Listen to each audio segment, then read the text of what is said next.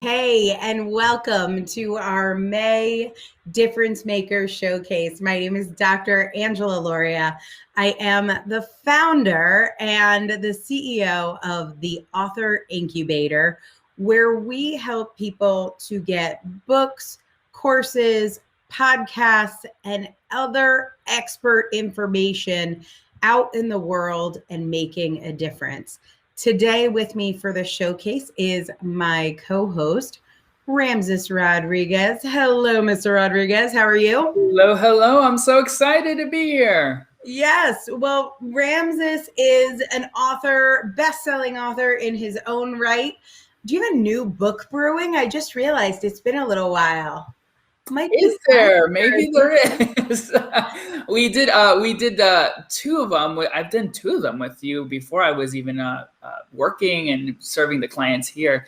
And the first one was on panic attacks. The second one was on the end of writer's block. And I can imagine another one's going to be very similar for the team. I can't wait. Well, one of the fun things that has happened for us over the last year and a half is the Author Incubator has really expanded from books, which is, of course, still our core offering, but to now, I guess it's been almost a year, July of 2020, we launched our course incubator called the Program Incubator, where we help people create courses.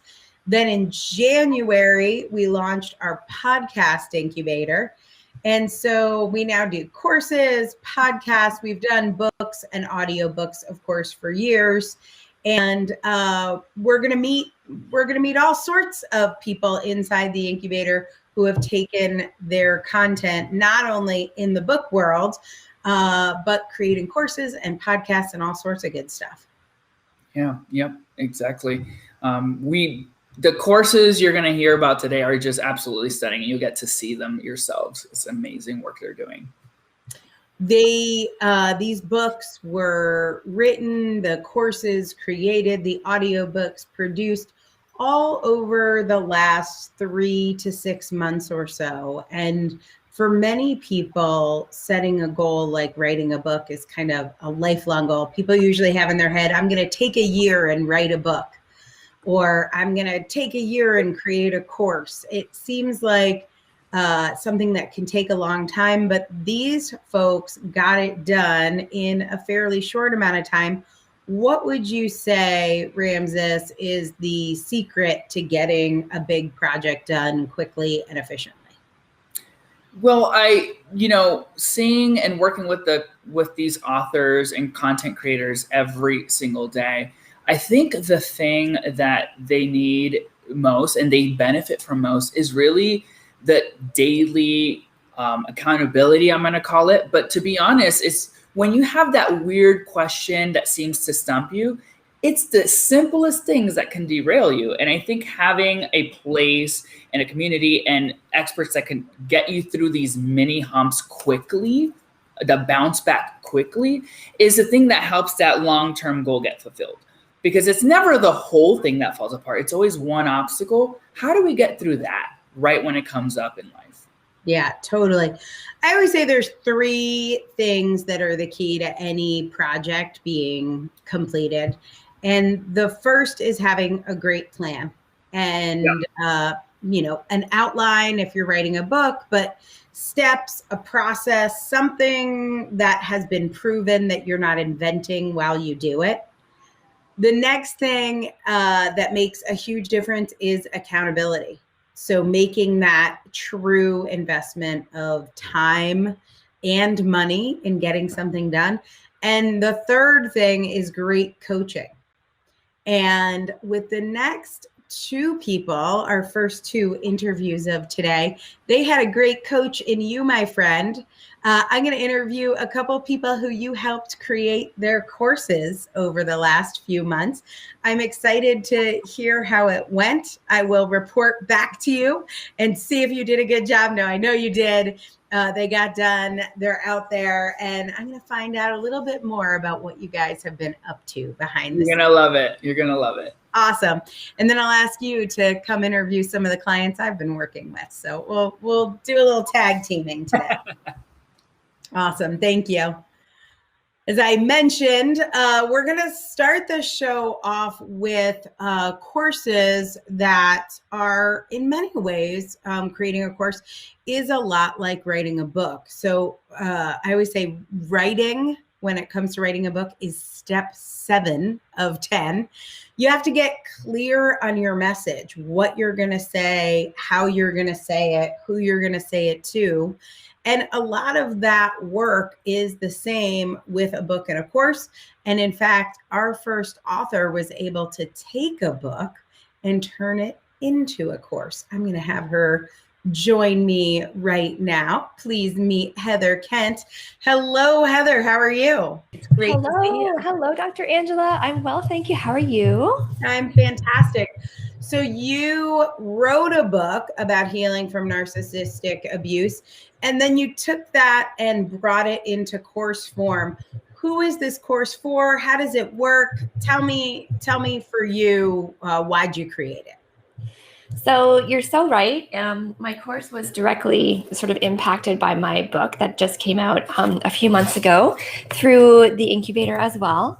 And my motivation for creating the course to really go along with this book is, again, to reach out to as many women as possible, because there are so many people who are suffering from the aftermath of narcissistic and emotional abuse and who really don't know where to turn or what to do or how to start their lives over, how to feel safe again, how to feel confident again, how to feel like they can start trusting and living their lives fully again.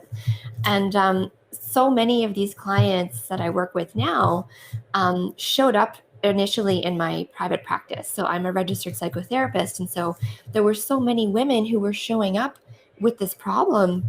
And I was working with these people individually. And it was just so remarkable to me to see how many people are suffering, how many people are in these abusive relationships, and maybe who don't even really realize it.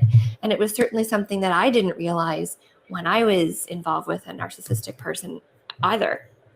What do you think are the advantages of a book and then of a course? Like, what are the differences? Why should someone get the book? Why should they get the course? What's the difference between the two? That's a really good question. So, I mean, books are really wonderful because they're self-directed, they're self-guided. You can kind of read them at your own pace. And so it's great to have it as a resource, as something to go back to. If you forget something, you have kind of like a handbook of things that you can go and do again. But the wonderful thing about doing a program or a course with someone who is trained to help you is that you're able to get that expert kind of guidance and support. You have someone who understands your experience. You have someone who can help to troubleshoot things that you are navigating through as you're working through this healing process, because healing cannot really happen on your own.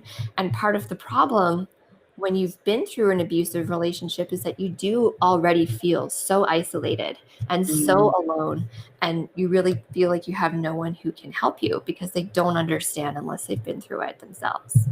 Okay, last question, because I know you've done a lot of one-on-one traditional therapy kind of work. What do you think is the difference between doing traditional therapy and doing a course? Pros and cons there. I love this question. I actually talk about this with my clients as well. And so individual therapy is great, of course, and it does have lots of wonderful kind of merits and components. But I've offered this work and I've done this work with people in both ways. What I love about group setting and doing a program with other people is that you're automatically getting a built-in support system. You're getting to interact with a few other like-minded people who have had a similar experience, who you don't have to worry about whether they're going to understand you, whether they're going to think that you're crazy, because that is really something that people worry and stress about, because having gone through this kind of psychological abuse, you really start to question your sanity, your sense of reality. And so you have other people who completely get you and understand because they've been through it too. I think that's so powerful. I love groups as a learner and also as a coach, because I watch how, as a learner, people ask questions I would never think of. Yeah. And I'm like, oh, that was like a freebie. My brain wouldn't have come up with that one. And then as a coach, I can see how some people just aren't ready to formulate questions yet. They don't feel safe enough, or their brain is just in fight or flight mode. And somebody else asks a question, and the learning, I can see the ahas on other people's faces, which I think is so powerful. That's definitely for me. Obviously there's a place for one-on-one work, but my biggest breakthroughs have happened for myself in group coaching. So for myself as well, actually. And so it's just so wonderful. And I just love being able to watch the transformation of the women and the connections between them as well. Because again, like, you're getting that built-in support system where even if family and friends that you have are well-meaning, they're not necessarily overly helpful with the things that you do and say. And so it's a transformational experience for everyone. And it's been such a privilege and gift for me to be able to offer this and do this work. Well, I love that. I'm just going to ask you to share a little about your experience with the Author Incubator. I mentioned Ramses coached you on getting this course done. We've gotten to work together on your book, and I know you've worked with many people on the team. What has your experience with the Author Incubator been like? It has been transformational in itself. And so I've written 2 books with the incubator, and now developed my program to go along with my most recent book. And I have to say, had it not been for the opportunity provided by the incubator, none of these things would have ever happened. And so I had this inkling, before, I'd really like to write a book about my experience and about what I've learned, and, my own kind of recovery from trauma, and in the therapy work that I do. But how do I go about doing that? It all just seems so huge, and it seems really complex and scary. And the system that you put in place, that the Author Incubator has, the team, the just ease in which they present you with all the different things that need to happen step by step, and they're with you every step of the way.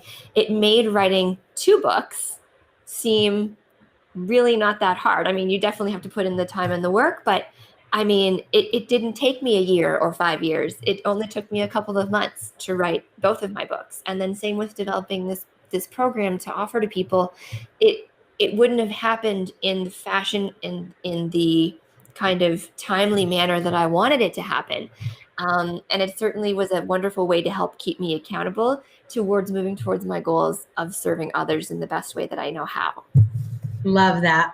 Well, Heather Kent is a 2-time international best-selling author, and her new program, Healing from Narcissistic Abuse, is available now. You'll see links on this page and in follow-up emails. If you know someone who has suffered with a relationship with a narcissist in their family or in their romantic life, this is a course that could change their life. So congratulations on getting it done. And thank you for all the people you're helping, Heather. Thank you so much for the opportunity. I'm so grateful. This is the power of making a commitment and sticking with it, you guys. It's so powerful. I have another course creator to introduce you to, and this one I know the parents in the house will be excited about. So you can drop into the chat if you are a parent, because you are going to love my next guest. Here she is, Dr. Simone Edwards. You have created a program called Position Yourself to Receive an Athletic Scholarship. Can you tell people, first of all, Dr. Simone, tell them about your background, why you wanted to create this course, and then share a little bit about who you help in this program. Absolutely, Dr. Angela. Thanks for having me today. I'm really excited. So I pretty much, my background is in mental health therapy, as well as a life coach, but I'm also an avid athlete who played college ball, and even thereafter I played professional women's football and had some invites to the Olympics. And with that being said, I've been receiving a lot of inquiries in light of COVID and the pandemic. Many parents have been reaching out to me asking me, what help can I give them for their daughters because their seasons were cut short, obviously, due to the pandemic. And many parents are worried that their daughters will not receive that athletic scholarship that they've actually been looking for. Gone are the days because of the pandemic where parents usually migrate at the fields or the courts, and they have those discussions amongst themselves in regards to what they need to do, what coaches could they reach out to, how could their daughters just be in the best position to receive that athletic scholarship.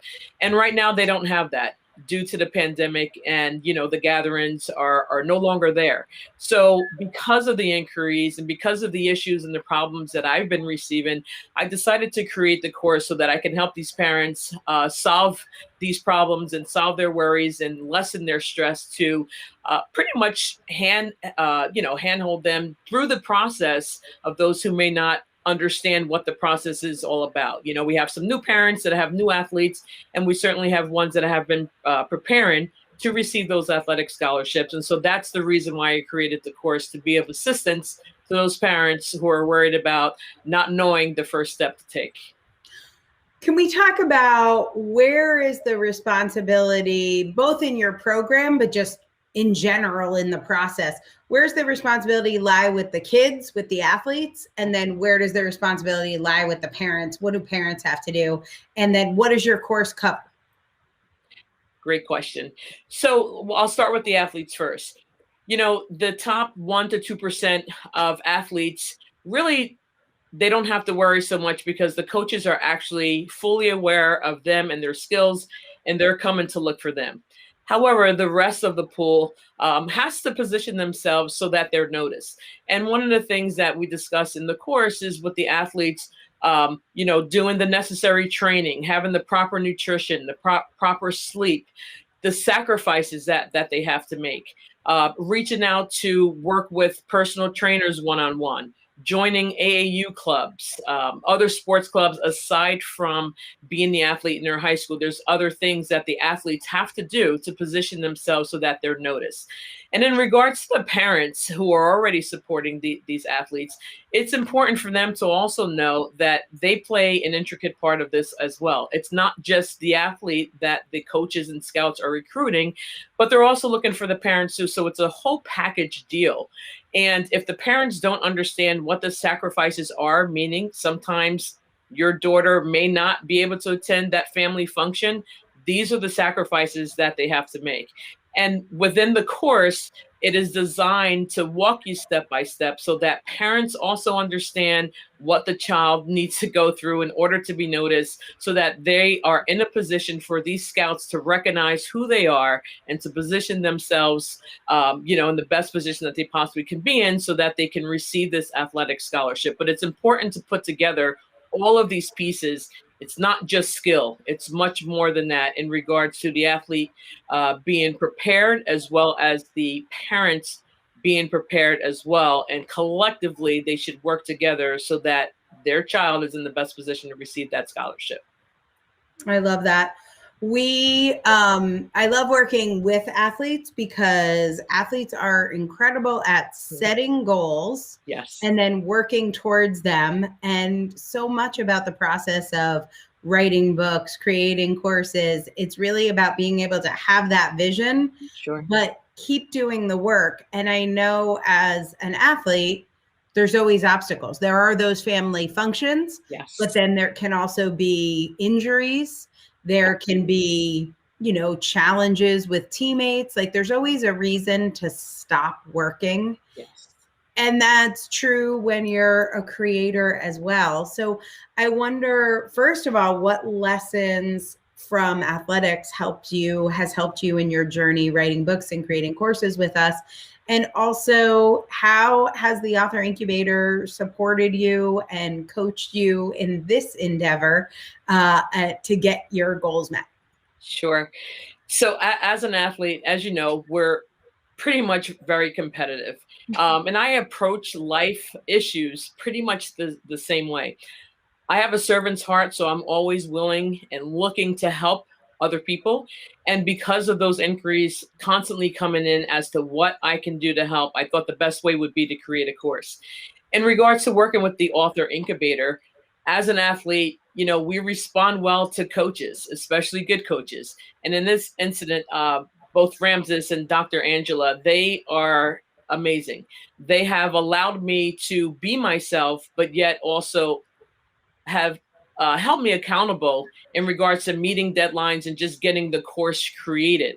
I will tell you, without them, I would probably still be saying, "Oh, I have to create this course, but I don't know when I'm going to do it, or where do I start?" Because there's so many other things going on. There's so many inquiries coming in. There's so many questions coming in from parents, and I want to help them all, but I have to start somewhere. So working with the author incubator has been the best decision that I've made in regards to being able to help the masses, not just the people that are in my inner circle, but I'm looking to expand that to help anybody that's in need, because an athlete is an athlete regardless of where you are, right? So the author incubator has definitely put me on that path to be able to help as many people as I can help. And I can't say enough about them. Ah. They're awesome. Well, I know how much you've gone through in the last year and a half. Like me, the pandemic affected your business. You've had moves, you've had construction, you've had family stuff going on. I think you actually created part of this and had COVID. Correct. Right? Like, correct. Yes. There's literally like all the things have happened. And there are two sides. That for me is, one, as a coach, having coachable people, having people who will show up and do the work. Like, you've just been such an incredible student. But two, knowing how hard you have worked on this makes it so clear how much you give to your clients and why people come to you for support in the therapy realm, in the personal development, excelling, reaching goals, because you have to live it to give it. Absolutely. And it's very clear that you do that. So yes. Congratulations. We are very excited to bring this course into the world, especially in a time where it's been hard for athletes to get noticed. So let's hear it for more women athletes getting great scholarships. So congratulations. Thank you so much, Doc. And thanks again for having me. Great job. Well, those are our newest course creators. So excited for you to meet them, and just a big hats off for me to Ramses and Steve, our team who helps our course creators get their courses out in the world. Fun fact, Steve and Ramses are actually the two who help me get my courses out into the world. And I love sharing the resources from our team in marketing and in our client delivery side to help our clients get the same great results that we have. First and foremost, though, at the heart and soul of what we do is getting books out in the world, creating experts, or really taking people's expertise and creating books around that expertise. That's where it all started for me. And we're on year 8, over 1,500 authors, and this is our newest. I am very excited for you to meet Elaine Alpert. Hello, Elaine. Hey, Angela. Great to be here. Great to have you here. You have an incredible body of work behind this book. You have been serving and supporting people as a professional development, personal development expert, as a coach in the corporate world, with people individually. And I know we met through one of our other authors who brought you in. So we love referrals. We love meeting amazing people. As soon as I saw your application, I was like, oh, she's going to be good. I love the smart ones. And we were able to take that expertise and create what I'm going to call your first book, because somehow I do not think this is your last book. But it's an incredible testimony to some of the work that you have been doing over the last couple decades. Can you share a little bit about Beyond the Why of Loss, a brave new way to move forward? Absolutely. Thank you for having me. This book has been a labor of love, because first of all, I wrote it for women who are going through a significant loss. And the reason I did that was because I've been through my own. And I wanted to reach out to women who are really struggling with what happens after a big loss, when the ground is shaking and we don't know quite where to turn, and the questions are turning over in our mind over and over. Things like, why did this happen? Why did it happen the way that it did? What should I have done differently than what I did with this person while they were alive?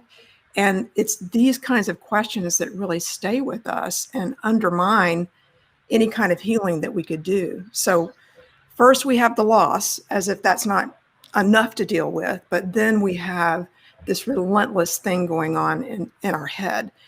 And it's this whole woulda, coulda, shoulda thing. But not only about the past, we then project into the future, like, what am I supposed to do with my life now? And how can I, how can I possibly move forward when I've had this big thing happen to me, or even several losses? So I've really worked on my own healing and then pulled things together so that I could reach out and help other women do the same thing. I have really a friend of a friend who just went through a massive loss. Her husband died very, very, very young, and about a month before their wedding. And it always feels like, when I've seen her since, like there's just nothing good to say. Like, you'll be all right feels like a terrible thing.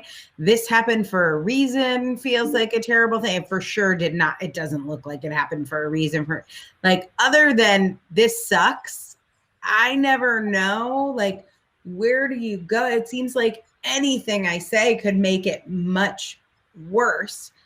And the only thing I can ever say is, like, you've got to talk to someone who's been there. So you've been there, you've walked the walk, you've held so many people's hands on this journey. Why do you think it's so important? Books like this, communities like the ones you run, programs like the ones you offer. Why do you think that's important? Because there are a lot of well-meaning people, like your friends and family, who want to say the right thing. It seems hard to find the right thing to say.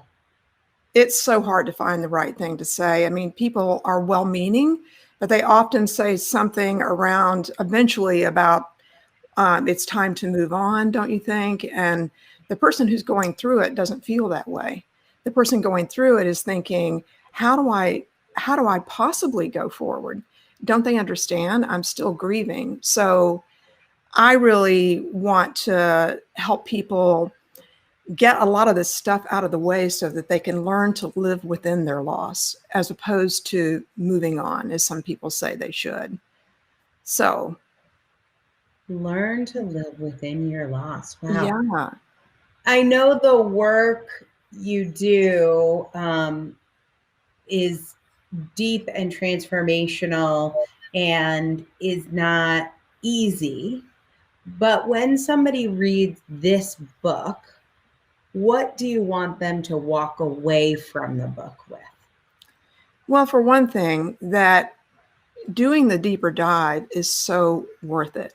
Because if we try to skate on the surface when we've gone through something where the ground is shaking, we're not going to make a lot of progress, truthfully. And what I saw by going out and speaking at national grief conferences is that I would talk with these women who had been through a big loss, and even 10 and 20 years out from their loss, they were still really suffering with a lot of regret and guilt and anger and anxiety, and not knowing what to do with it, because in a sense, they just felt trapped by their own history. And being in a community where there are other women going through the same thing, and having the guidance of knowing what to do and when to do it in such a way that's it's compassionate, it's loving, that can make all the difference in a healing process. Yeah, it is a hard path to walk alone. People get through it, but yeah, hard one. Well, also hard to walk alone is the path of being an author. And you have been surrounded by a community of fellow authors designers, editors, marketers here at the Author Incubator. We have loved walking this path with you. Can you share a little bit about what your experience here has been like? Yeah, absolutely. I mean, when I came into the program, I had the idea about the book that I wanted to write. But what I really gained from it was the clarity about the right book to write. And I think that I did that, which is pretty amazing in this amount of time. I loved my editor. I mean, she was so intuitive and spot on with what things to take out, things to shift around. And I just felt so cared for every step of the way, from the conversations that we would have on Zoom in the community, fantastic community, by the way, to the interactions that I would have with different people on the team. I just felt so carried along the whole way. And there's no doubt in my mind I would never have written this book. I wouldn't have gotten it done. I would have said, okay, well, maybe next year when things settle down, I'll tackle it then. But the fact that someone was always there, ready to nudge me along when I get stuck or looking for what the next step was, they were there just ready to pick me up and say, you can do this. And I love the fact that you have a no-fail policy. Yeah, I was going to say, well, we don't hold space for failure, and you definitely didn't fail here. We are so proud of you, so proud of this book. It is Beyond the Why of Loss, A Brave New Way to Move Forward by Elaine Alpert. It is actually free as an ebook right now, available on Amazon, and it could be yours. So if you are going through loss, or you know someone who is experiencing loss and they are struggling, which is to be expected, this is a great gift or recommendation to make. Congratulations, Elaine, on your book. Thank you so much. I'm so glad to be here. So we have a few more of our newest authors to share their books with you. We love introducing you to our authors because we know that these books may help you or someone you love. And so as you're listening, I'm going to bring Ramses back. I'm going to go wet my whistle and have a cup of tea, sit back and listen to a few more books. But as you listen to these interviews, think of who in your life you can share their messages with, who would be helped or served by these books. And of course, go on Amazon. You'll see the links right on the page. Go on Amazon and be sure to download these books now. Ramses, take it away. Well, I am so honored to introduce you to three more authors. These are all special authors as well because they've all written multiple books. They're multi-authors as well. So I'd like to not waste any more time and get straight to it. This person you have to meet. She has written a book on releasing self-doubt, and her work is absolutely incredible. She's a professional in the personal development world, an anxiety expert, and I can't wait for you to meet her. Here she is. Welcome, Joy. Hi. Thank you. I'm so excited to talk about this second book of yours. It's called Releasing Self-Doubt, a holistic guide to letting go of what other people think and finally fully believe in yourself. Tell us what this book is about. Well, it's about releasing self-doubt. And, I spent the last year, because my first book that I wrote with the incubator was If I'm So Spiritual, Why Am I Still So Anxious? And working with women this past year who really feel in their heart that they're here for something more in their life, that they want to step forward fully in their life. There's this paralyzing side of feeling anxious about doing that. And that paralyzing side is self-doubt. It's not believing that you're capable of doing whatever it is you want to do. It's spinning in this idea that you're sort of on the sidelines of life, that you're laying in bed at night wondering what's wrong with you, wondering, is this all there is? And the women that, I've tend to work with this year and that I understand their self-doubt is you work hard on yourself. You read all the books, you study, you sign up for the workshops, you do all the things, and you're still struggling with that sort of what I call that quiet desperation of not Right. feeling like you're living in your purpose. And so being able to release that self-doubt and live in your purpose. Yeah, you and I have talked in great length it's been like over a year and a half or so. We've talked at great length about your clients and the people you serve. And one of the things that we talked about was, all right, self-doubt is self-doubt. A lot of people have experienced it, but you're talking about like a paralyzing self-doubt. Yes. And my question for you is, what are some examples of things they're paralyzed from? When they have this huge self-doubt, what do they not get to do? How is this showing up in their life? What is the role self-doubt is taking up? And what are they keeping themselves from doing? They're keeping themselves from, it can be, getting out and having the relationship that they want. It can be writing a book. I mean, physically, it's the things in their life that are in their soul. I believe, we're all here because we have a soul purpose. And each of us can feel that dis-ease or that disconnection or that lack of fulfillment is what that spiritual malady sort of is. It's not just a lack of connection from who we are deep inside, but from our soul's purpose. And self-doubt keeps us from fulfilling that. And for some people, it's as simple as, having a fulfilling relationship. For others, it's, going after that career that you want, or, getting out and building friendships. Women, there's all sorts of things. We sort of hide in life and play small. And we believe that there's something fundamentally wrong with who we are. So it keeps us from living fully. So there's been lots of examples. I mean, I can share some from my life too that I have done, and self-doubt has caused me to do. I know but you've modeled so beautifully this idea of when you don't have the self-doubt and you don't have that anxiety that's paralyzing, you could do big things. And that kind of leads me to my next question for you is, well, you did a big thing. You've written 2 books now, and I know you work with people, helping them with their self-doubt and transforming that and transmuting that so they can get their goals met. And I wanted to ask you, well, what was your experience like with the Author Incubator? How did the team, how did this group facilitate or support you in creating now your 2nd bestseller? Yeah. I know I could not have done it without the team, without the support here, without the structure. I look back, I have a book that I started, I think it was 2012. I was looking at a journal. It's on my computer. It was just a big, bunch of ideas I threw on paper. And so this book has been inside of me for years, but without the structure, without the support, without the proven sort of path that Angela was talking about, this book would still be sitting somewhere inside of my head and heart. So it's been the structure, the accountability, and like someone else said here, the no-fail policy, the deadlines. I can talk myself out of anything still. I can procrastinate, I could come up with all the reasons. And those were just taken off the table. So I'm truly grateful. Well, I'm so excited that you are launching this book.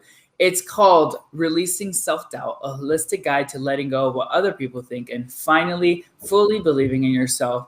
Congratulations, Joy. Thank you. I now want to introduce you to someone who is extremely magical. One of my favorite authors here. She's actually a 3-time best-selling author, and I want to bring her on and can't wait for you to meet her. She has some work on energy. Heidi, welcome to this interview. I'm so excited to talk to you about your 3rd book. Yes, I know. It's hard to believe. 3 already. I know. Well, this one is called A Guide to Sensing and Feeling Energy. Discover Your Unique Abilities. Well, tell us about it. I can't wait. Well, I guess about 15 years ago it was when I was teaching in massage therapy schools, teaching anatomy and physiology and things like that. I got a lot of questions about, what is this energy thing? Can I learn it? Can I do it? So I put a course together specifically for them.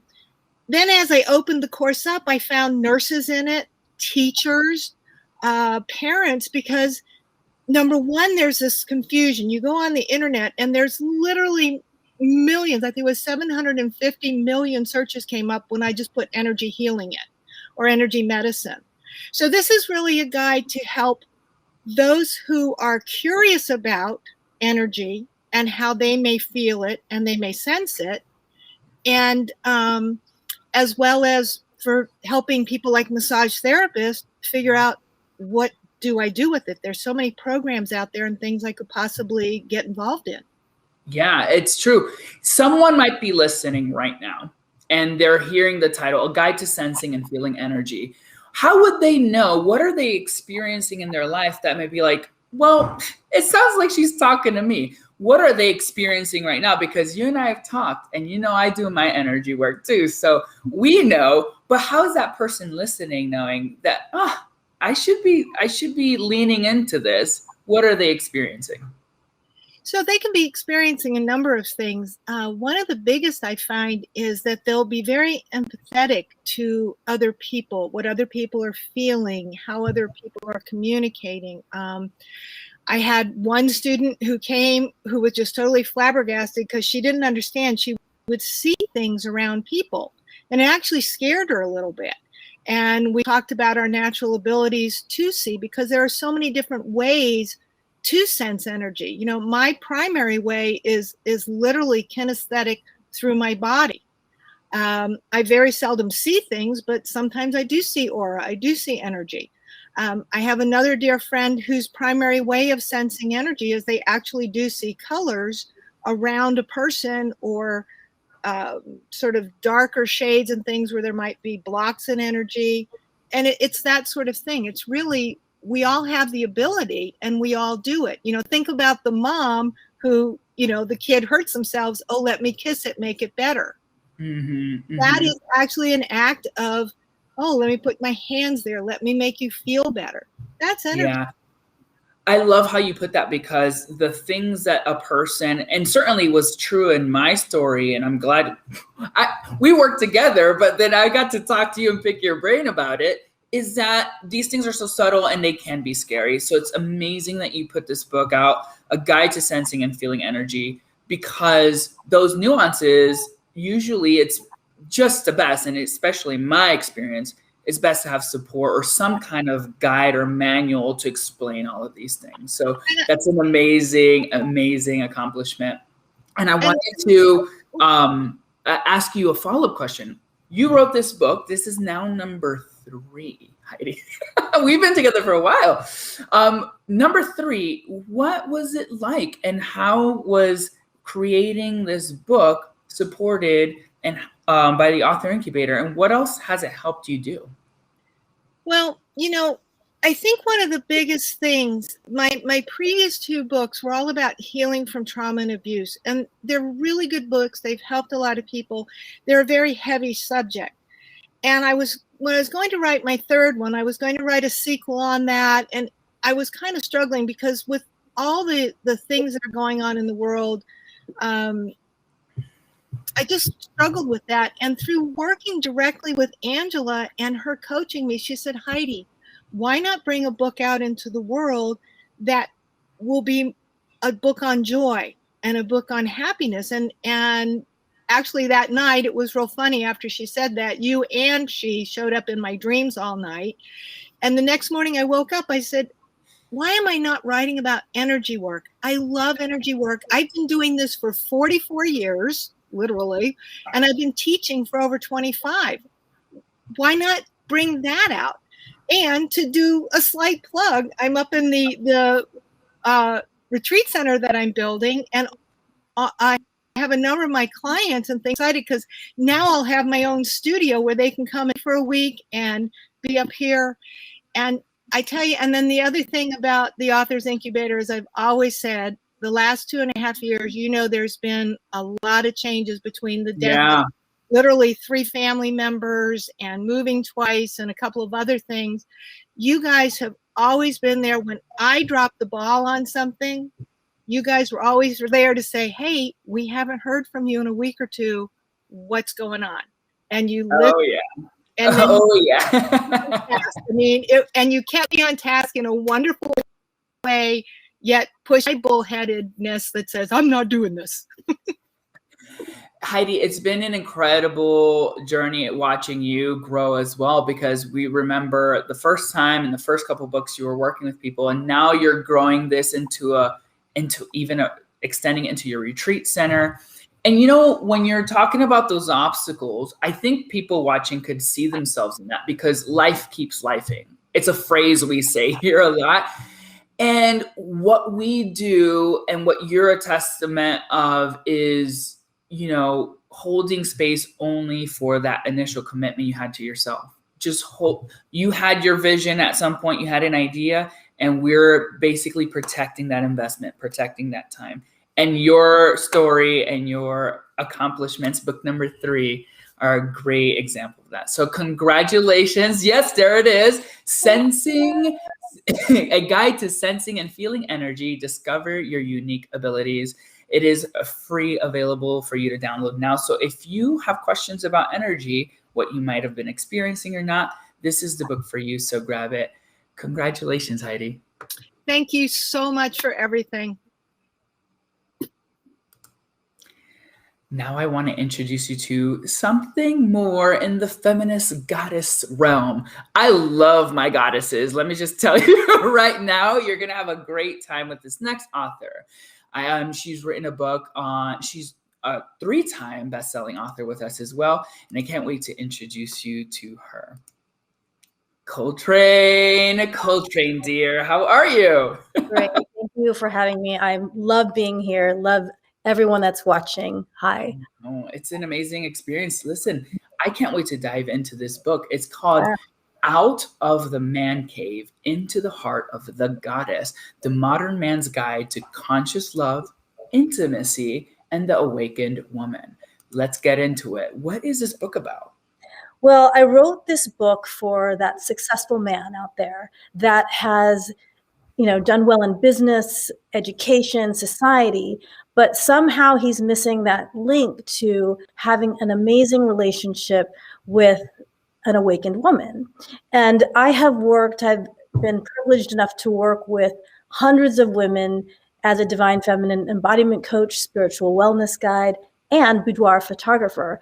And I get the secrets to what a woman desires, what turns her on, what she needs from a man to feel safe, to open up intimately, to have that amazing conversation and communication, to feel his presence. And so this book offers that man who might be confused by what is a divine goddess, what is an awakened woman, what is the divine feminine, what's cisgender, what is all this new language that's coming out into the world.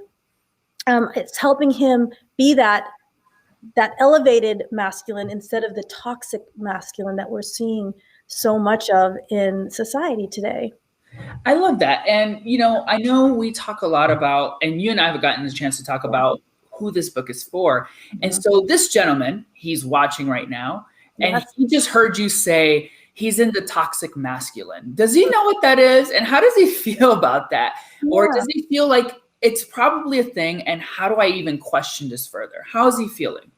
So he's feeling frustrated with his relationship with the feminine. He doesn't quite understand why, what is going on in the world right now, why he can't open her up, why he can't really connect deeply with her. And toxicity doesn't mean that you're a bad person. It means that a man has learned a way to live in, his privilege of being a man. And it's helpful for him to get another perspective, the feminine perspective, because instead of competition, there's collaboration. Instead of manipulation, there is working together. Instead of separateness, there is connection. And it's just the balance of these energies that a man who isn't knowledgeable about this, it could serve him in so many different ways. I love that. I love how gentle you do approach these topics. When I hear you talk about it, I see you really taking into the side both the feminine perspective and offering it to the man. It's very amazing to watch. And one of the things that I have a question about is ultimately he learns to gain access to the heart of the goddess. How does he benefit? What is his life like after that happens? After that happens, that's a beautiful question. I appreciate that. After that happens, after he opens up to his own sensitivities and and connect deeply to the sensitivities of the feminine, of the goddess, what happens is ease and flow in relationships. What happens is deeper purpose. Instead of all this doing in the world with no meaning, there's being in the world with greater purpose. And so you can serve at in a higher way, and then you can relate deeper and more expansively. I'll be very shallow here. You want great sex? Understand what a woman, how she, but then even deeper, if you want a soul-centered relationship, she's already done all this work, and you know that a lot of women, there's probably a lot more women on here watching, and so give this to any person that you want to potentially date if you are cisgender. But this is what's needed to have the equality in relationship, but still the polarity to keep it alive.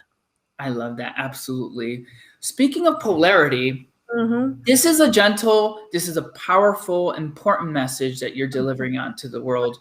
We see differences in development in the consciousness of relationships, cisgender relationships, heterosexual relationships, even homosexual relationships. But you are focusing on a very specific man. And this is a very important message. So how did the Author Incubator help you deliver that? How did it help you get this third book now into the hearts and hands of the people, this man who's going to need to tap into that goddess? Right. So the great thing about the Author Incubator, and what helped me, is I've worked with, my first book is on relationships. My second book was about a feminine awakening. And the Author Incubator helped guide me into, if we're going to be working with the relationships with men and women, that's what I do. I can't just talk to women. I also have to speak to that gentleman who's going to be in relationship with that other woman, that partner of his. And so it's a dance, it's a divine dance of the masculine and the feminine. And it was really the Author Incubator who helped cultivate that message that I needed to send out into the world, so that there is balance, that there is better relationships and communication and equality in our differences in our bodies. I love that so much. And I think you embody that work beautifully.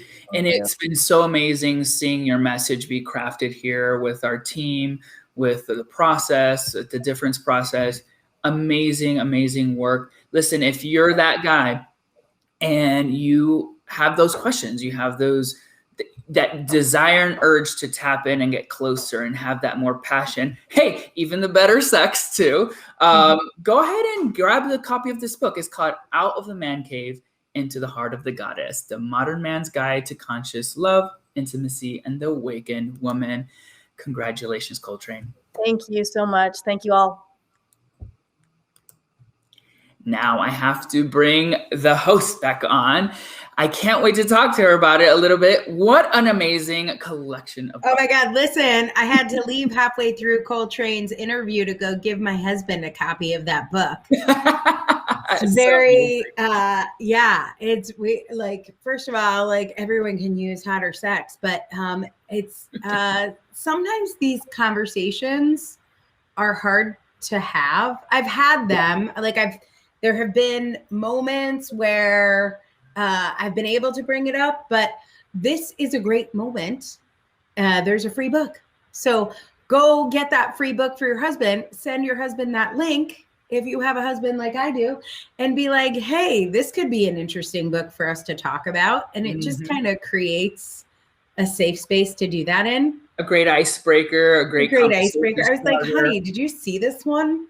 Yeah. So, luckily, we work from home, and we both work on the same floor. So I sashayed from my office to his office. And he was like, I think you should get this book. They're an amazing bunch of midday makeout sessions. So yes, that was very inspiring. I loved all three of those interviews. And I've got a couple more people to introduce you to. So awesome. I can't wait. Stay tuned. All right. I want to bring on this author, like the last three authors you met. Cheryl Stelt is a 2-time best-selling author, and this book is Client Magnet, the coach's guide to attract ideal clients through marketing? No. Through advertising? Spiritual No. awareness. Through spiritual awareness. Surprise. You know, we hear this phrase, Cheryl, attract clients, and we automatically think it's sales, it's marketing, maybe it's business development, maybe it's attract clients through referrals, attract clients through affiliates, but you have attract clients through spiritual awareness. Enlighten us all. What does this mean? What's this book about, and who is it for? Well, first, I just want to thank you, Dr. Angela. I am absolutely thrilled and grateful to be here with you. Never thought I would write a second book. I always knew I would write a book, but here I am again with you again. And what happened, you know, I wrote my first book, and that was such an experience in itself. And your first book is really about opening your throat chakra. Right? Yes, let your throat chakra shine. And so I was working with a lot of people, and I was learning all this social media awareness, which was brand new to me, totally brand new. So I was, you know, kind of going along with to do it. But what I started to notice after a period of time, I just started to have clients falling out of the sky.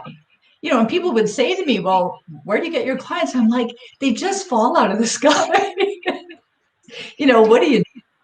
And so I thought I need to look more closely. And what happened eventually, I started to attract some coaches who thought they had throat chakra issues or knew they had throat chakra issues.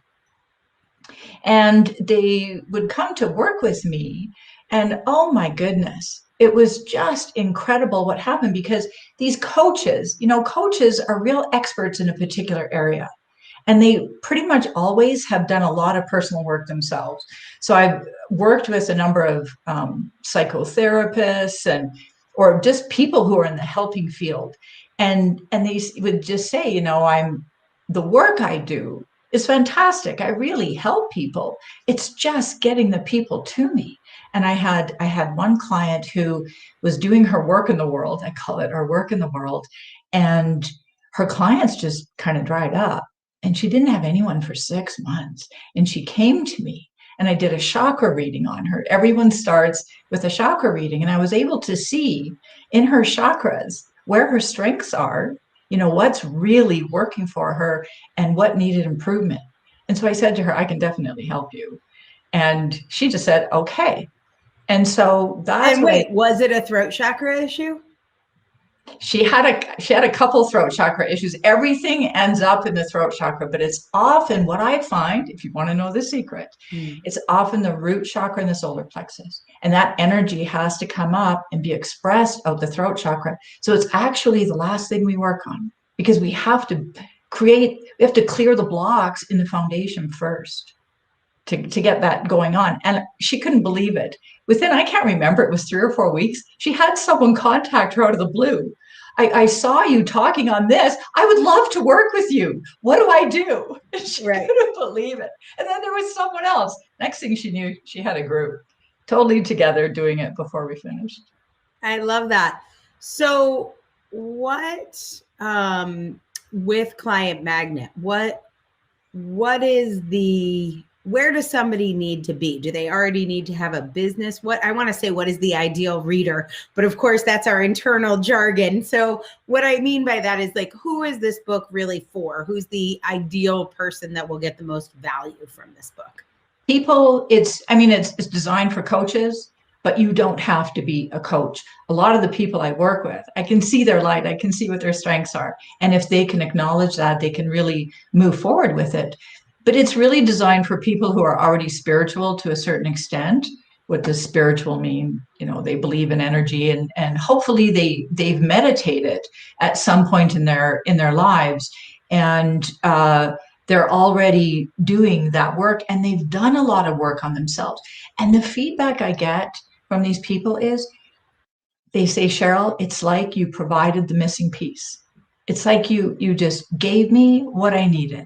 I mean, honestly, Angela, There's nothing more rewarding. When I witness these people having the breakthrough and all of a sudden they're flourishing and shining, it just brings me to tears. Like, it is just the coolest thing.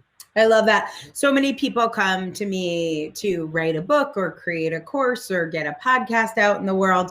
And there are a bunch of things you have to do. You got to write an outline. You got to sit down. You got to write the book, as you know. You got to write a book description. You got to write your bio. There are all these like tactical things that have to happen in the 3D world. And all the techniques we teach work. Like they work, but what's not part of that is if you are trying to sabotage consciously or subconsciously, you will be able to do it. I can give you the world's best techniques, but if there is some reason, if you aren't grounded, if you don't have that fire in your belly, if you don't know how to get the words out because you're shut down, those techniques don't work. So I think it's so important to have for any business, any entrepreneur, exactly, to have that balance of, yeah, I got to do social media. I got to write emails. I got to write a book. These outer wizard things. And then to be able to see the real work is the inner game. Exactly. That's it. And really, it's when people take that giant step forward. And that's what I felt in working with you when I wrote my first book. I was like, and I say to my friends now, if you really want to grow spiritually, write a book. Go see Angela Lauria, and because you will grow. And what happens is when you grow that way, when you grow exponentially, whatever stopped you from growing that way before is going to come up. And you need someone to help you with that. And that's what I do. So you can really just move forward. I love that. Yeah, we're really good at getting the shit to rise to the surface that you have to work on. And my approach, which also works, not for some of the deeper stuff, but my approach is deadlines. I'm like, okay, I'm going to stir the pot. Stuff is going to come up and we're going to get the book done anyway. And it's almost like, what do they call that? Exposure therapy. Yes. That's kind of my approach, which a lot of times is very powerful. Like, and we try and very carefully screen for people who are ready for that. Like, okay, we're just going to walk through the fire. And so I wonder, as somebody who has done a lot of your own spiritual work, what has your experience been like with the Author Incubator in terms of being able to get your message out? Now 2 books in about 18 months. Well, it has been a little bit of a roller coaster ride. It has been absolutely fantastic. I remember in writing my first book, and I just had, I had some stuff come up while I was writing one of my chapters. It was while I was actually writing the book, and I had a little bit of a meltdown, and the group was right there, someone to turn to and hold me. And even when I went to write my second book, I was sort of procrastinating. I had a little bit of resistance going on. I'm certainly not perfect. And I had put it off a little bit. And I thought, I already knew the book was inside me. I could feel it. It was there. It was growing. It was developing. And I felt very confident in the book. And then my father passed away. And I couldn't do it. And Angela, I'm sure you remember, I showed up on the call in tears. I can't do this. Can I please postpone my book? And you were just very clear. I think you said to me 3 times, I love you. It's going to be okay. And that I could postpone it. I still had my deadline. You weren't letting me out of my deadline, even if my father passed away. And I was able to settle into that and allow myself to mourn that great loss, to really do that thoroughly. And then one day I woke up and I went, oh, okay, today is the day I start writing. And it was just that simple. And then the team was there for me and we went through and the book came out. Yeah, that was part of that journey. That was part of that book journey. We never know what's meant to inform our writing, but there will always be something that happens when you're writing a book. When I look back at my books, I'm like, oh, that's when that was happening, or that's when I was going through that breakup, or that's when that happened. And it's a part of that book. That energy of that moment is a part of it. So, Well, book number 2, what a surprise. I'm so excited for the readers of this book. If you know anyone with a business of any kind, but especially a service business, coaching, consulting, get a copy or share a copy. Share the link to Client Magnet, the coach's guide to attract ideal clients through spiritual awareness by international bestselling author Cheryl Stelt. Congratulations. Thank you so much, Angela. Our next author has been on a journey with us for over a year with this book. We first got this book out as an ebook, and then we got it out in print, got it into bookstores, and now today, finally, the journey comes full circle with the audio book. Please join me in welcoming Elle Graniel. Get Happier and Healthier Now, a beautiful book. It's now fully released in all of its forms. I want you to talk about this book, but share the journey since it's been out. Who has this book helped? What kinds of feedback? I know you have a companion course that goes with it. How has this book changed people's lives? Give us all the tea. Okay, I'd love to, but I'd like to start just by saying I'm so honored and blessed to be here. Thank you for inviting me to share all of this with you all. Absolutely. We love having you here, Elle. Yay. So for me, it begins with, this is the first book that I have that is what I call the trifecta. So it's in digital print, it's in paperback, hug it, touch it, highlight it form. And then now it's on audio. And I also was able to narrate the book, which is probably what put it a little bit behind the timeline. But now the timing is perfect because as people are coming out of this pandemic, they have gained weight. A lot of people have gained weight. A lot of people are still experiencing a little bit of fear about getting out there. And so Get Happier and Healthier Now, 7 Steps to Improved Health in a Body You Can Love on audio is perfect because people are now commuting again or beginning to commute again. So the universal timeline of this whole process with you has been flawless. I literally could not agree more. This is such a great time, and we never would have guessed this when you were writing it, but there's never been a better time to get happier and healthier. It's always now, but really, really right now.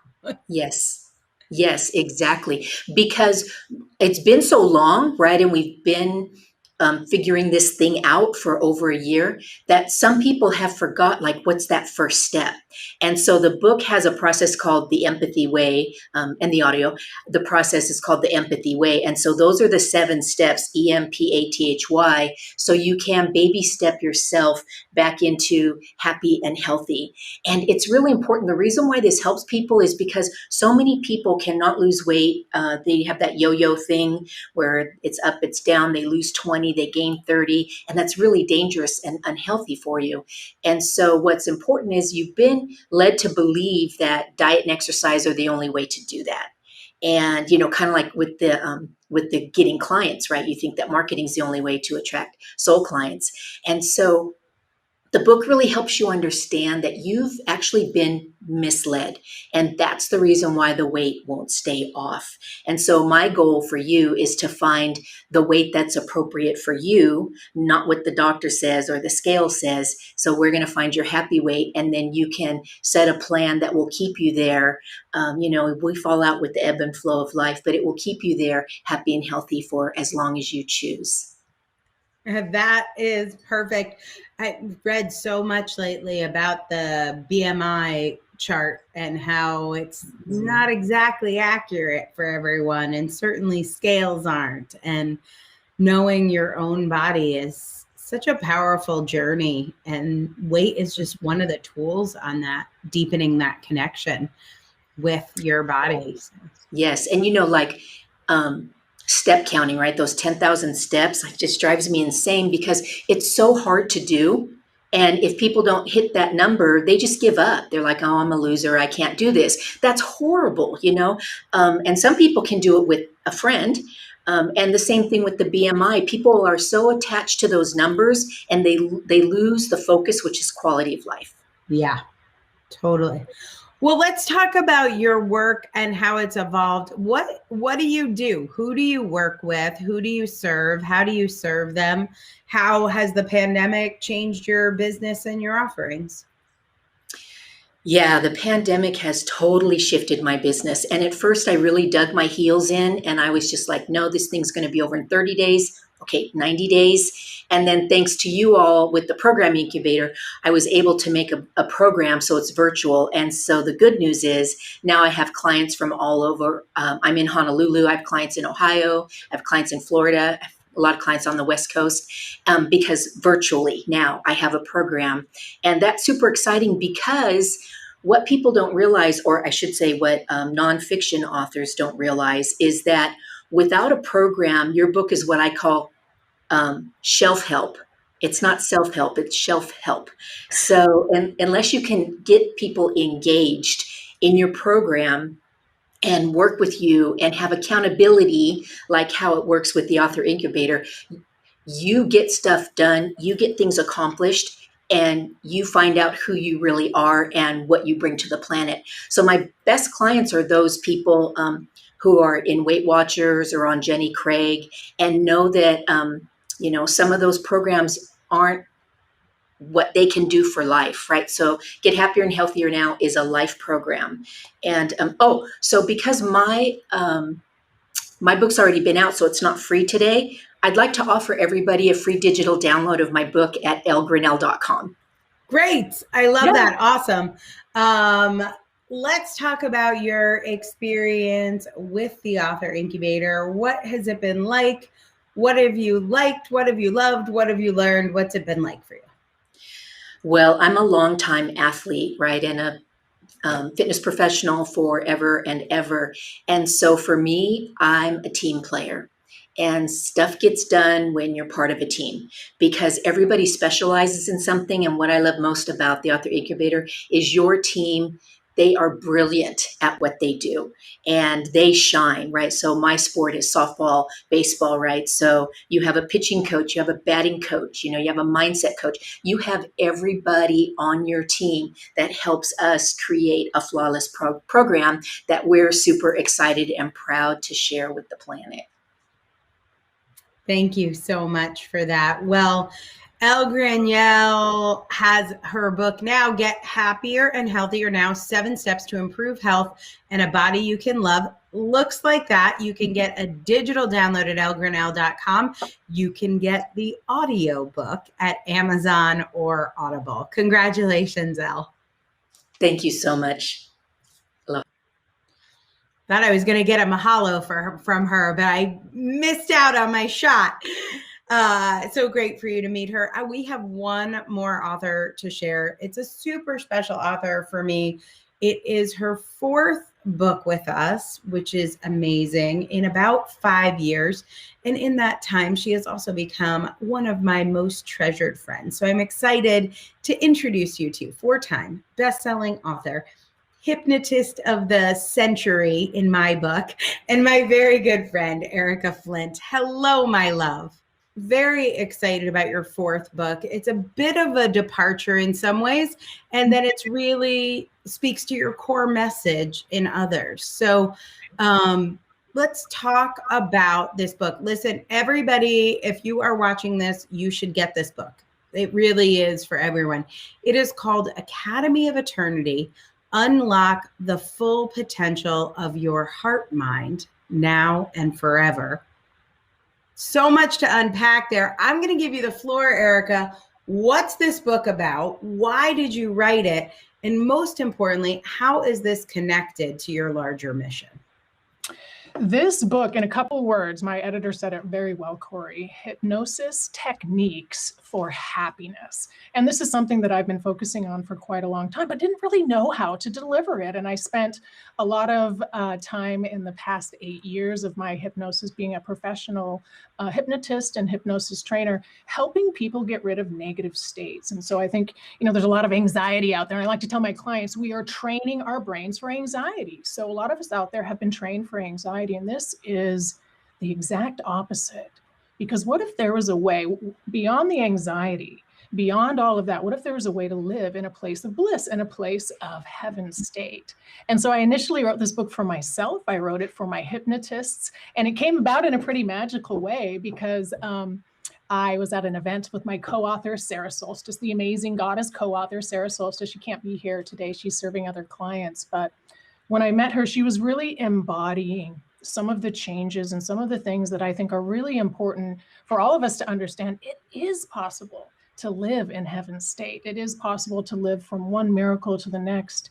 It is possible to notice that heaven is on earth right now. And when we got together and started writing this book, that's when all of the miracles started happening, because I was able to notice these changes in my own life. And so part of this book really is kind of my own story going through this process of living in heaven state over the last year. You had an experience I want to talk about writing the book, which I've seen happen with other authors in small ways, but it was almost in some ways like you were inside the book. Like the book was almost writing you, or the book was trying to get out. We tell our authors we want them to write 80% in a state of flow where the book is just coming out of their fingers. I know the editing part isn't always like that, but in terms of the story coming through you, can you talk about that experience and maybe some examples of how chapters were just inserting themselves into your life? Right. Well, I was living this book. So I was calling it, actually, I'm having a meta experience. Like everything in my life was happening and driving experiences in the book. So for example, there was this is actually with you, Angela. Angela is in the book. She's a character in the book. And the time when I was writing the book and got locked out of your home. And I was actually writing in the book, I was writing a part of the book where the character gets locked out of basically heaven. She gets locked out of heaven. It's not true, don't worry. But it was being reflected in my actual life. And so I was experiencing these things in my life as they are happening. So the book kind of had a life of its own, Angela. You're absolutely right. I was like living the book. And so it was a magical experience being able to do that. And thankfully I had you guys around to help me capture all of that, right? You mentioned your co-author, Sarah Solstice, but there is a third co-author of this book. There's a third co-author, and Sarah Solstice, Baby G, our heavenly author, the Baby G, who lives in heaven. And she is just amazing. She gives us all sorts of, she teaches us that miracles are everywhere and heaven is here on earth right now. And so this book isn't just my words at all. Actually, it's coming from Sarah and Sarah's heart and the Baby G from heaven. Yeah.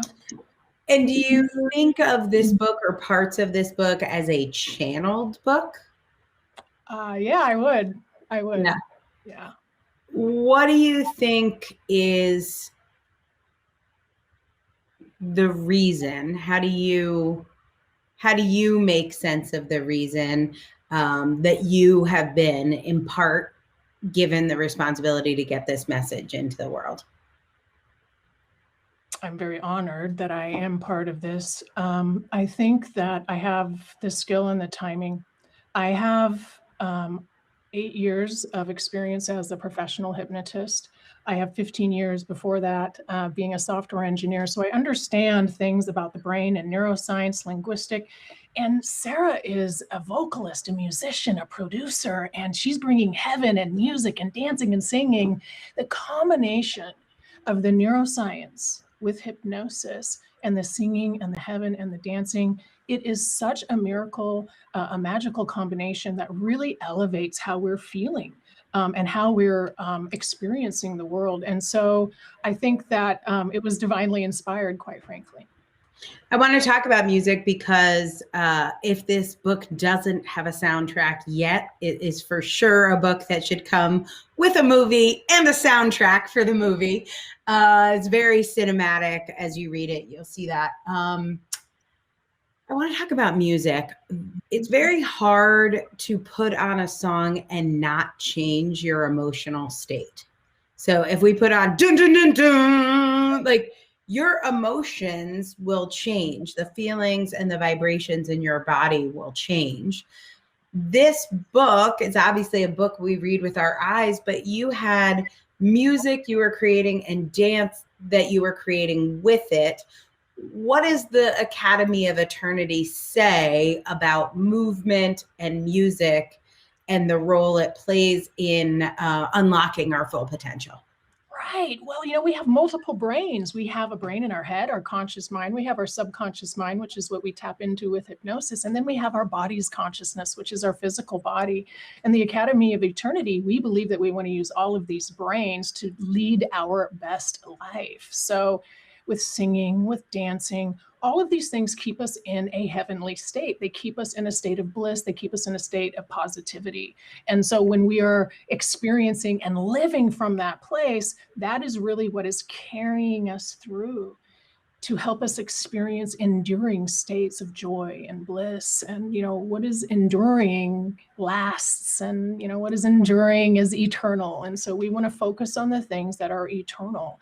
And so we focus on the positive states and stabilizing those positive states using music, dance. And the music, Angela, you're right. Music has always been hypnotic.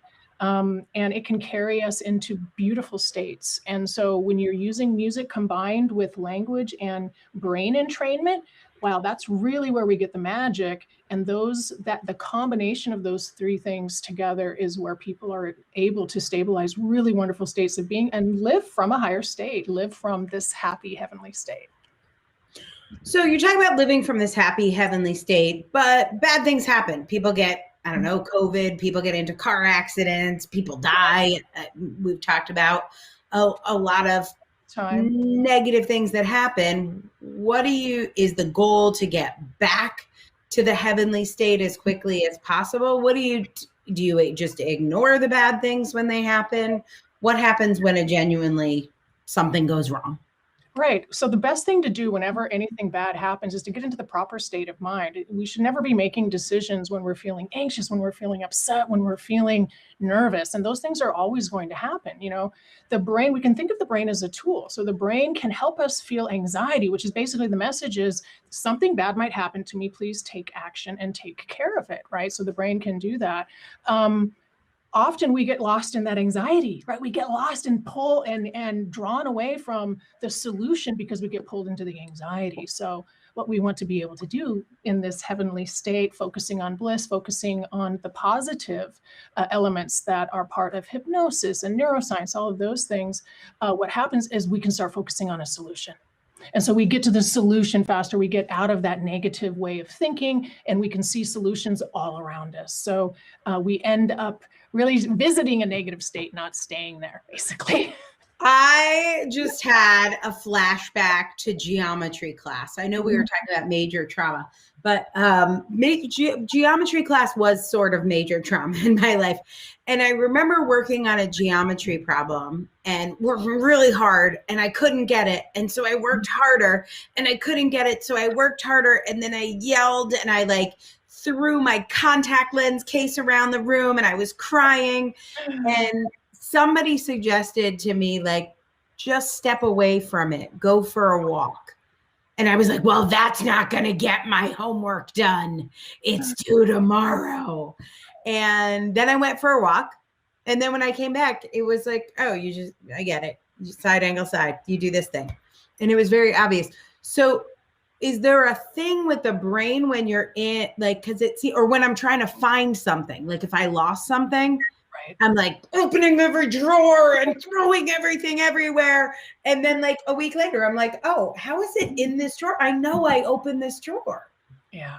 Yeah. Well, first of all, that's the way the brain works. So when we get anxious, what happens is all of the blood runs from our brain to our large muscles to help us run away. That's biological. So that's called negativity bias. Our brain is going to focus on the negative, but it feels like we lose our mind, right, when that happens. And so when we are able to use the techniques that are described in this book to stabilize a heaven state, what that means is we are making that state consistent. It's your default state of being. And so you are much more likely to not even not even think, oh my gosh, I'm freaking out. You would be sitting there in geometry and be like, I'm not getting this. I'm just going to go take a walk. And you would just do that automatically, but there might be a bunch of other things that you would be doing too. And then beyond that, after you did that, maybe for a week, a month, or something like that, Angela, you would start living your life at a different level, because you would start doing that automatically. And as you're doing that automatically, you're using better parts of your brain, meaning you're using your conscious mind, your subconscious mind, your unconscious mind, and your body's super conscious, if you believe in that type of a thing. So you're using all parts of you to stay there, not just your conscious mind, which is what we're mostly using. Yeah, or I might mostly be using my amygdala some days, I think. Operating my life from It's from fear. And that's such a good point, Angela, because humans have been stabilizing negativity for so long. What if we did stabilize the positive states? I don't even think we understand what that would be like when it's done properly. And that's really what we're talking about here. Let's move beyond the anxiety. And what's beyond anxiety? Bliss. Can we stabilize that? Well, here's what I think is so fascinating about this. And if you're listening, this is why Eric and I are best friends, because we can talk about this shit all the time. So I hope you're enjoying this conversation. But for me, we know, if you look at, like, we even call that old part of the brain, we call it like the reptilian brain. We know that, I don't mean this in a negative way, but like lower forms of human life that were living in caves and catching animals to eat and things like that, they were run by the amygdala. And as we have developed and our brain has gotten bigger, we've developed the prefrontal cortex, the human race has evolved. I really truly believe this about your work, about Academy of Eternity. And certainly you're not the only person doing this work, but you are on the forefront of this brain development. I think this is the next evolution of humans. Like, at some point, fish had legs and they stopped walking onto land. Like, we know how evolution works.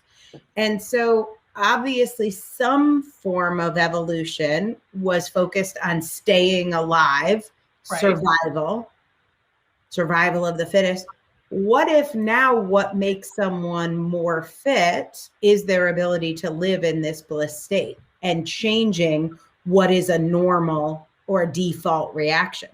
Exactly. And I'm so glad that you used the word evolution, because I've been calling this evolutionary hypnosis, because the idea truly is, can we evolve? Can we go from the default negative oriented state? We've all heard of like negativity bias, that whole thing, right? That's the way the brain is organized to notice things that are dangerous for us and highlight those things. That's why we will remember all of the negative stuff from our past more than the positive things, right?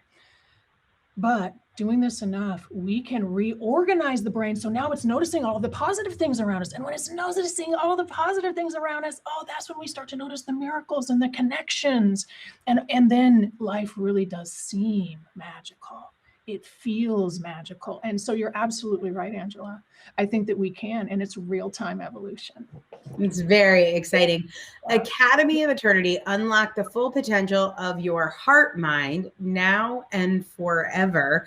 Once you read this book, I have to warn you all, you will never go back to not knowing this information. Reading this book is a before and after moment. Now, you may decide to take action on this information or not, but knowing what is possible for your brain will change the way you see everything from now on. So I highly recommend this book, not just because I'm a character in it. Also, I mentioned it was cinematic, but this is a fiction read. It's an easy read. You will meet young Erica and many other characters, not all human. I True. believe is there a frog in there? There's some other. There's a frog, there's a vine, and Baby G is in it. Baby G is a baby, and she floats and sings, and she's amazing. She's amazing. There's an angel in it, a seraphim. Mm-hmm. We love all those things. So you will enjoy this ride. You will be changed forever. And you will start to understand what is possible, not just for you, which is exciting, but really for humanity. And I'm so excited about this next level of your work and to see how your work is evolving. Of course, if you would like to become a hypnotist, head over to Cascade Hypnosis Center, because at the heart of everything, you are still training some of the world's best hypnotherapists. Still am, still loving it. And that's my third book, right? Can You Be a Hypnotist is around here somewhere. But yeah, Here. I hope a lot of Hold people. on, we'll find it. There it is. Can You Be a Hypnotist? Wow, Awesome. fancy. I didn't ask what you think about the Author Incubator. I should ask. What do you think about the Author Incubator, my best friend who's very biased? Goodness, changed my life. Author Incubator, Angela Lauria changed my life. She's a genius. I will say this forever. She's a genius. She is so loving. She is so smart. And that is the foundation of her team and her program. There is so much love, so much caring, the devotion to you as an author, the devotion to your readers, the devotion to the process and to creating more love in the world is just so apparent. The hardest part for me in writing a book was the writing part. I wouldn't consider myself an excellent writer. It wasn't ever one of my favorite things. I was computing, programming, all of that stuff, but super passionate. And so I started to write and I couldn't really finish it. Once I hired Angela in the Author Incubator, all my dreams came true. I wrote my first book. It doubled my business. I was able to help more and more and more people. And now I have a team of people here. Then we're helping people around the world with hypnosis. So Angela, from the bottom of my heart, thank you so much. Your team is fantastic. Your program absolutely works. And it's just such an honor to be here. I can't recommend you highly enough. Oh, I can't recommend you highly enough. It's a love fest. Let's bring Ramses back on to this party. There he is, putting me right in the middle. So excited, Erica, to have you with us as we close the show out, because what I always say is my goal is to find my soulmate clients, people who I have known beyond this time and space continuum, people who I have studied with at the Academy of Eternity. And you and Ramses for sure are two of those people. Someone out there is also one of our soulmates, a fellow student in the Academy of Eternity, somebody who has listened to you talk and heard Ramses talk and thought, who are those people? I want to be reunited with them. It's not that either of you came with huge social media followings. Both of you are scientists. I have my medical scientist, my computer scientist, my STEM kids. Who knew I was going to be hanging out with the STEM kids? I was with the theater geeks. But anyway, what you guys both have in common, what all my soulmate clients have in common, is you are on a mission to change the world. And if you're watching this and you're thinking, that's me too, I want to take advantage of this crazy moment in time and make a bigger difference, we would love to hear from you. Head over to theauthorincubator.com/apply. There's probably a link on this page you can click, but theauthorincubator.com, there is that THE, so it's theauthorincubator.com/apply. And just like has happened with Erica's 4 books, with Ramses's 2 books, and so many of the amazing authors you have met today, we have changed the world with their books. And that's what we can do for you. So thank you guys for being a part of the Author Incubator, where we together are changing the world one book at a time.